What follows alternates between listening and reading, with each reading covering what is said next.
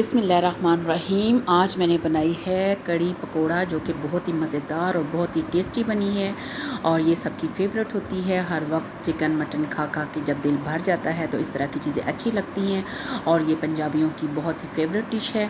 तो मैंने ये बनाई है पंजाबी कड़ी पकोड़ा, तो ये जो कि बहुत ही मज़ेदार और बहुत ही टेस्टी डिश बनी है।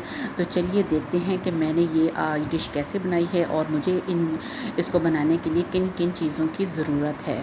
तो बिस्मिल्लाहिर्रहमानिर्रहीम, अस्सलाम वालेकुम। मैं हूँ आपकी होस्ट शाज़िया और मेरे चैनल का नाम है शाज़िया की बातें।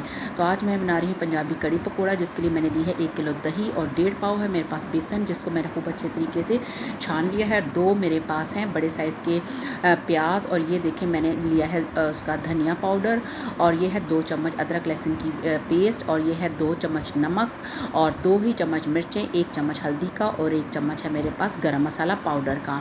इसमें ज़्यादा स्पाइसेस नहीं जाते। और एक पतीली के अंदर ऑयल डाल के मैंने इसको कर लिया है गरम। और ये 2 जो प्याज मैंने बारीक बारीक काटे हैं, अब मैं इसको इसमें थोड़ा सा फ्राई करूँगी। और जैसे ही इसका कलर चेंज होगा, इसके अंदर अदरक लहसुन की पेस्ट में डाल के इसको अच्छे तरीके से फ्राई करूँगी। अब ये जो कड़ी है ये बहुत ही तरीके से बनती है, यानी कि बहुत सारे तरीक़ों से। कुछ लोग सब कुछ इकट्ठा डाल के बना लेते हैं, इसके बहुत सारे तरीके हैं। और ये जो मैं तरीका इसमें बना रही हूँ ये भी एक तरीका है, और इस तरीके से भी कड़ी बहुत अच्छे तरीके से बनती है। और इसमें मैंने सबसे पहले प्याज और अदरक लहसुन की पेस्ट को गोल्डन ब्राउन कर लिया है, और अब इस जैसे ही उसका कलर चेंज हुआ, इसके अंदर मैंने पानी ऐड कर दिया है। और मेरा ये तरीका सबसे आसान है और मैं हमेशा इसी तरीके से कड़ी बनाती हूँ। और ये देखें, अब मैं इसको थोड़ा सा और अच्छे तरीके से फ्राई करूँगी, ताकि ये जो प्याज वगैरह है ये थोड़ा सा नरम हो जाए। और जैसे ही ये नरम होगा तो इसके साथ ही मेरे पास जो स्पाइसेस हैं वो सारे इसके अंदर ऐड कर दूंगी। अब चूँकि ये लिक्विड फॉर्म में होती है और इसमें पानी की मिकदार ज़्यादा होती है, इसलिए स्पाइसेस की मिकदार को भी थोड़ा सा बढ़ा के डाल दिया जाता है, वरना ये फिर फीकी बनती है और कड़ी कभी भी फीकी अच्छी नहीं लगती। अब सारा स्पाइसेस, यानी कि जो स्पाइसेस मैंने ऐड किए हैं, इनको मैंने खूब अच्छे तरीके से मिक्स कर लिया है और थोड़ी देर के लिए फिर इसकी भुनाई की है। और भुनाई करने के साथ ही अब मैंने क्या किया है कि एक ग्राइंडर जग के अंदर मैंने डाल दी है सारी दही और बेसन, और इनको खूब अच्छे से ग्राइंड कर लिया है। और अब ये सारा जो मिक्सचर था वो मैं इस मसाले के अंदर डाल दूंगी। अब जितनी मेरे पास ये लिक्विड था उससे मैंने डबल पानी डालना है, बल्कि डबल से भी ट्रिपल। वो इस वजह से कि जो बेसन है वो चूँकि कच्चा है और हमने इसको पकाना है, और खुले पानी के अंदर हम कड़ी को पकाएंगे ताकि बेसन अच्छे तरीके से पक जाए और उसका कच्चापन खाने में मतलब फ़ील ना हो।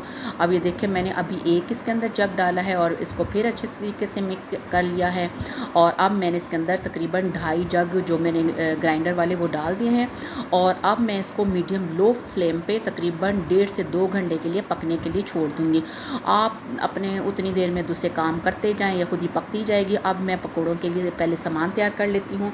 बेसन लिया है और ये है मेरे पास धनिया और प्याज, हरी मिर्चें और छोटे छोटे बारीक से मैंने आलू काटे हैं। और स्पाइस भी मेरे पास है नमक और लाल मिर्च और सूखा धनिया, अनारदाना, और ये है चाट मसाला। ये आप अपने टेस्ट के मुताबिक कम ज़्यादा कर सकते हैं। वैसे जब कड़ी के पकोड़े बनाते हैं तो तब इतने ज़्यादा स्पाइसेस ऐड नहीं करते, जैसे कि ये अब मैं कर रही हूँ। जैसे कि हम रमज़ान में पकोड़े बनाते थे सारी वैरायटियाँ ऐड करके, लेकिन मेरे घर में पकोड़े बहुत पसंद किए जाते हैं, इस वजह से मैंने सब कुछ इसके अंदर ऐड किया है। अब ये देखिए, पकोड़ों का बैटर तैयार हो गया है। अब मैं ये कड़ी भी देखें, कड़ी भी काफ़ी पक रही है, और ये देखिए अपने आहिस्ता आहिस्ता ये कम होती जा रही है, क्योंकि मैंने जितना पानी डाला था। अभी हमने इसको और पकाना है। और दूसरे पैन के अंदर मैंने ऑयल गरम कर लिया है पकोड़े बनाने के लिए। अब मैं इसके अंदर छोटे छोटे से पकोड़े ऐड करूँगी। ये देखिए, इस तरह कर करके सारे मैं कढ़ाई के अंदर ये पकोड़े भर लूँगी, और छोटे छोटे करके हमने इसको तैयार कर लेना है। और अब मैं इनको पलटा दूँगी। ये देखें, आहिस्ता आहिस्ता इनको बहुत ज़्यादा हाई फ्लेम पे नहीं पकाना, क्योंकि फिर आपको पता ही है कि फिर पकोड़े अंदर से कच्चे रह जाते हैं। इस वजह से मैं छोटे पकोड़े बना रही हूँ, ताकि जल्दी से भी बन जाएँ और कच्चे भी ना रहें। और इस तरह कर कर के मैं सारे पकोड़े रेडी कर लूँगी। ये मेरे सारे पकोड़े रेडी हो गए हैं, और ये देखें मैंने सारे पकोड़े निकाल के एक प्लेट में रख लिए हैं। अब मैं चेक करती हूँ कि ये देखें माशाल्लाह कड़ी भी रेडी हो गई है। और आप ये देख सकते हैं कि पहले पतीली फुल भरी हुई थी, अब आधी हो गई है। अब मैं इसमें खटाई खटास पैदा करने के लिए आमचूर का पाउडर डाल दूँगी।